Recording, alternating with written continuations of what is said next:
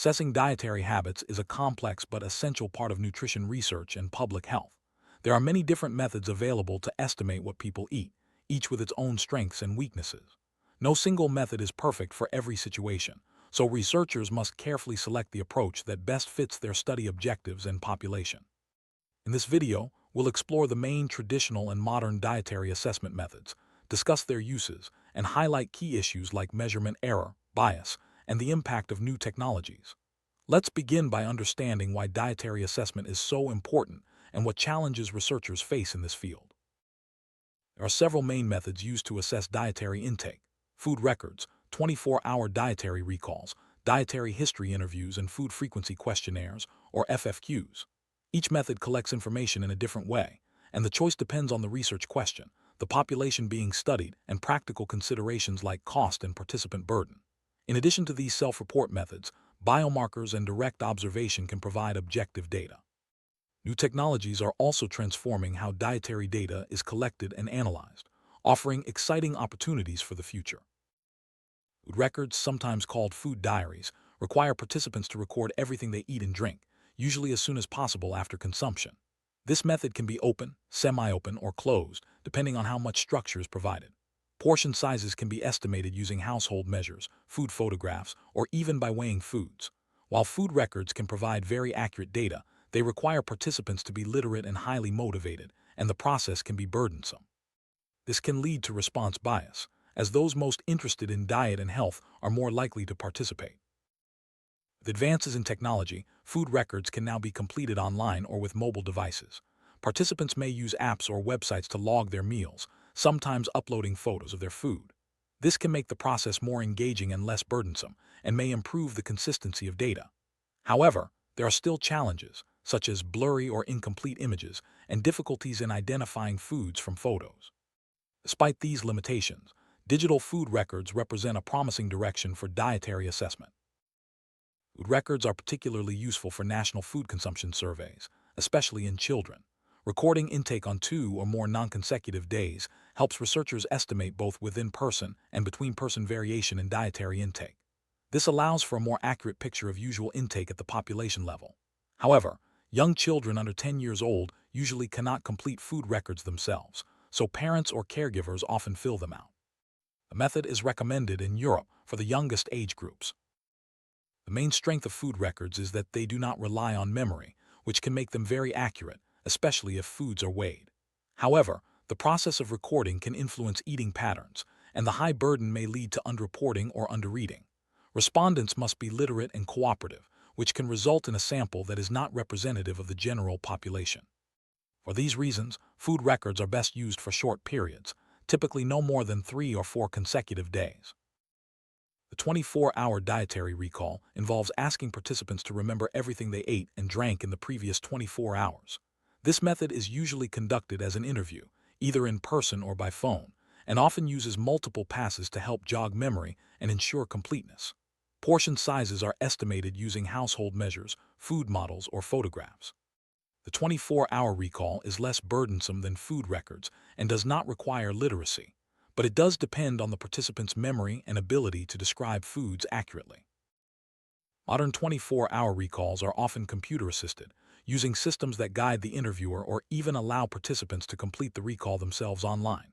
These systems can automate coding, check for missing items, and improve consistency across interviews. Examples include the AMPM and Globo Diet systems. While these tools reduce costs and standardize data collection, they require participants to be comfortable with computers and may lose some flexibility compared to a skilled interviewer. The 24-hour recall is widely used in national food consumption surveys, especially for adults. When repeated on non-consecutive days, it allows researchers to estimate the distribution of usual intake in a population. However, because it relies on memory, it is not suitable for young children or people with impaired short-term memory. The method is recommended in Europe for adult dietary surveys. The 24-hour recall is quick to administer and places a relatively low burden on participants. It does not require literacy, making it accessible to a wide range of people. However, it depends on short-term memory, and people may forget or misreport what they ate. Portion sizes are also difficult to estimate accurately, and underreporting is common. Despite these challenges, the method remains popular due to its practicality. The dietary history method involves a detailed interview about a person's usual food intake and meal patterns over a longer period, such as the past month or year. This approach often includes a cross-check with a food list and a short food diary. It provides a comprehensive picture of habitual intake, but requires highly trained interviewers and can be burdensome for participants. The method is not suitable for young children, who may lack the cognitive skills to recall long-term dietary habits. Computerized or online versions of the dietary history method have been developed to improve consistency and data quality. These systems can guide the interview and automate coding, but most still require a trained nutritionist to assist due to the complexity of the method. Audio-guided self-administered questionnaires are emerging, but are not yet widely used. Dietary history is often used to assess usual meal patterns and detailed food intake for individuals, making it valuable in clinical settings for diagnosis and dietary guidance. Shorter versions with limited food checklists are common in healthcare. Since the method does not require literacy when interview administered, it can be used with a wide range of participants. However, it is not suitable for children under 10 years old. A major strength of the dietary history method is its ability to assess intake over a long period, providing a comprehensive view of eating habits. Cross-checks can improve data quality. However, the method is cognitively demanding, especially for those with irregular eating patterns, and may be influenced by current consumption. The high burden and complexity can lead to response bias, with more health-conscious individuals overrepresented. FFQs are pre-printed lists of foods where participants report how often they consume each item, and sometimes the usual amount. The design of the food list, reference period, and portion size estimation methods can vary. FFQs are often self-administered, either on paper or online, and are widely used in large epidemiological studies to estimate usual intake and rank individuals by nutrient consumption. Online FFQs are becoming increasingly popular, offering features like audio help, touchscreens, and automatic checks for missing or implausible answers. These systems can improve data accuracy and completeness and make the process easier for participants. Automation also reduces the cost and time required for data entry and coding, making FFQs a practical choice for large-scale research. FFQs are especially useful in epidemiological research, where the goal is to study the relationship between diet and chronic diseases. They allow researchers to estimate usual intake over long periods and to rank individuals by nutrient or food group consumption. However, FFQs are less accurate for estimating absolute intake levels and may not capture all details of the diet. FFQs are quick to complete, low in cost, and easy to automate, making them suitable for large studies. However, they rely on memory and the ability to estimate past intake, which can introduce errors. The length and complexity of the food list can affect the respondent's burden and the accuracy of the data. Longer lists may lead to overestimation, and missing foods can result in underestimation. These limitations can weaken the observed relationships in research. Biomarkers are biochemical indicators measured in biological samples like blood or urine that reflect dietary intake. They can provide objective measures of certain nutrients or foods, independent of the biases of self-reported methods. Biomarkers are classified as recovery, predictive, concentration, or replacement types, each with different uses and limitations. For example, urinary sodium can estimate salt intake, while blood vitamin levels reflect nutrient status. New technologies like metabolomics are enabling the discovery of novel dietary biomarkers. These approaches use advanced analytical techniques to profile metabolites in biological fluids, providing metabolic signals that indicate food intake. This can help identify intake of specific foods, such as salmon or raspberries, and may improve the validation of dietary assessment methods. However, these techniques are still limited in scope and can be expensive. Biomarkers are often used to validate self-reported dietary assessment methods or as substitutes when self-reporting is unreliable. For example, measuring urinary sodium provides a more accurate estimate of salt intake than questionnaires. Combining biomarkers with self-report methods can balance their respective strengths and weaknesses, offering a more complete picture of dietary intake. The main advantage of biomarkers is their objectivity. They are not affected by recall bias or social desirability. However, they are only available for a limited number of nutrients and foods, and genetic or metabolic differences can affect their accuracy. Collecting biological samples can deter participation and increase costs, making biomarkers less practical for large-scale studies. There are many alternative or adapted methods for dietary assessment. Screening methods use brief questionnaires to collect information on specific aspects of diet, such as fat or fiber intake. Direct observation, where researchers watch and record what participants eat, is used in small-scale studies or to validate other methods. While observation can be very accurate, it is labor-intensive and usually limited to institutional settings. Image capture-based methods use wearable cameras or smartphones to record images of food intake. For example, the e-button records digital images and can estimate portion sizes automatically. On-body sensors can detect eating events by monitoring movements or sounds related to chewing and swallowing. These technologies can reduce participant burden and improve accuracy, but they also raise privacy concerns and may miss some eating occasions. Combining different dietary assessment methods can help balance their strengths and weaknesses. For example, using both self-report methods and biomarkers provides a more complete and accurate picture of dietary intake. Combining FFQs with recalls or food records can improve estimates of usual intake, while biomarkers can validate or supplement self-reported data. Dietary assessment methods can be administered in various ways, by interviewers on paper or using computers and online systems. Each mode has its own advantages and challenges. Computer-assisted and online methods can standardize data collection, reduce errors, and lower costs, but require participants to be comfortable with technology.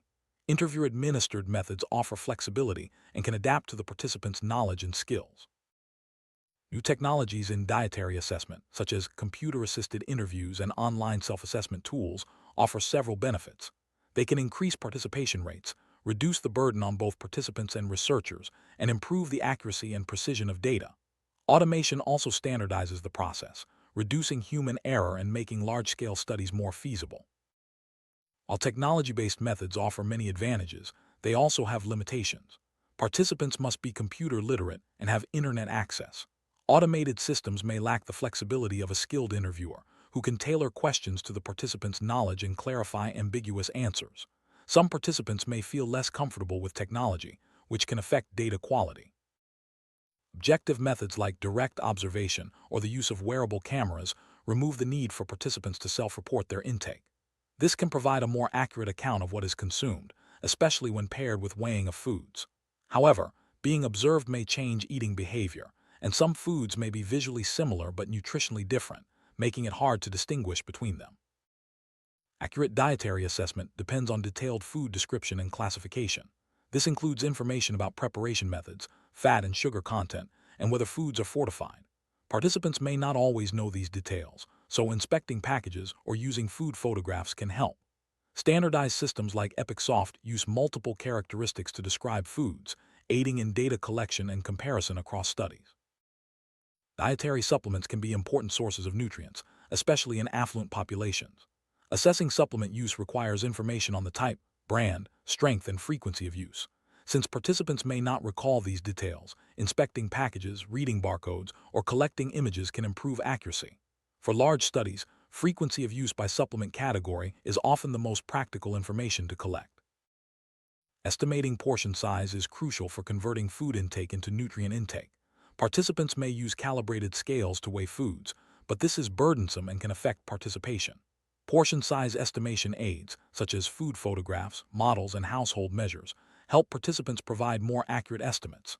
However, misreporting is still common, and aids should be validated for the target population.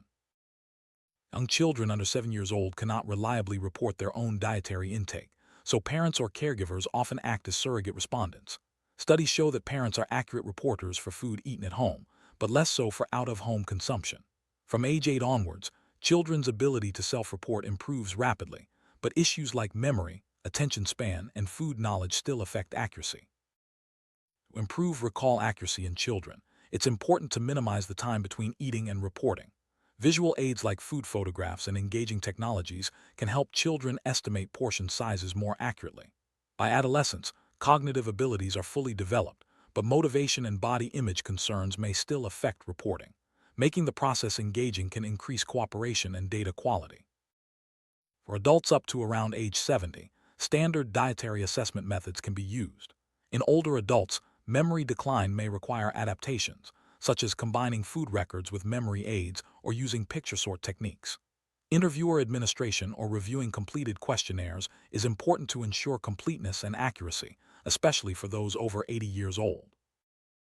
Dietary assessment in minority groups with strong cultural identities must be adapted to reflect their foods, eating habits, and social background. Structured questionnaires or records should be tailored to the group, often after initial data collection using open methods and focus groups. Food composition databases must include ethnic foods, and photo books can help identify unfamiliar items. People who are overweight or obese are more likely to underreport their dietary intake, especially with self-report methods. For these groups, objective methods like biomarkers or direct observation are preferred to improve accuracy. Researchers must be aware of this bias when interpreting dietary data from these populations. Total nutrient intake is calculated by multiplying the nutrient content of reported foods by the quantity consumed, then summing across all foods. If dietary supplements are used, their contribution must also be included.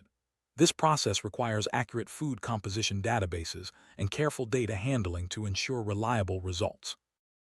Dietary assessment is subject to several types of measurement error, random and systematic errors within and between individuals. Systematic error, or bias, can distort results. Daily and seasonal variation in eating patterns must be considered in study design, and repeated measurements help estimate usual intake more accurately. Validation studies are essential to understand the type and size of measurement error in dietary assessment methods. These studies compare the method being tested to a gold standard or reference method, such as doubly labeled water for energy intake or urinary excretion for sodium. Few true gold standards exist, so relative validation against another method is often used. Researchers are often interested in usual or long-term average dietary intake. Short-term methods like 24-hour recalls or food records, repeated on non-consecutive days, can be used to estimate the distribution of usual intake in a population. Analytical techniques help remove the effects of within-person variation, but the assumption of unbiased reporting is often not met. Standardized methods use the same procedures and details for dietary assessment, allowing direct comparison of results. Harmonized methods use similar approaches, but allow for differences in foods and eating habits across populations. When conducting studies in different countries or cultural groups, harmonization is often more practical than strict standardization.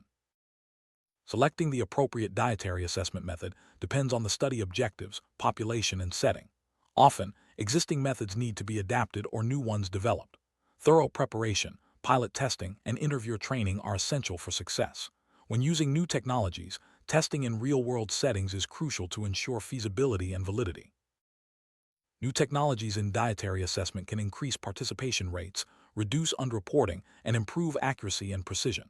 They also allow for the collection of rich contextual information, such as location, eating companions, and environmental factors, without adding burden to participants. However, feasibility and validity studies are needed to confirm these benefits. In summary, dietary assessment is a vital but challenging aspect of nutrition research. Each method has its own strengths, weaknesses, and sources of error.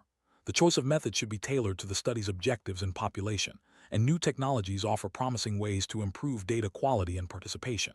Careful planning, adaptation, and validation are essential for collecting reliable dietary data that can inform health policies and interventions.